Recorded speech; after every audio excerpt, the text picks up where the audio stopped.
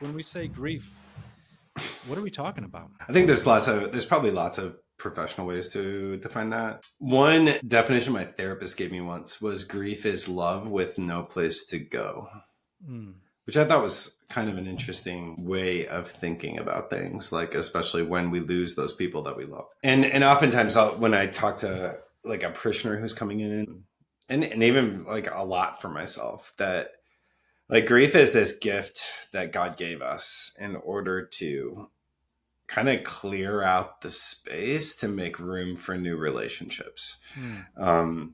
Like I'm thinking about a man that I had walked with as his wife was dying of cancer. And I remember him saying like, there's no way I could ever get married again. I'll never love anybody else again. And like he hit him so hard. And then like he grieved and then found himself like falling in love with somebody. When we don't grieve, there's no room for anybody else to take up that space. And so, because it also is an emotion, just like, ugh, like I think it's my least favorite emotion. I think it's probably most people's least favorite emotion.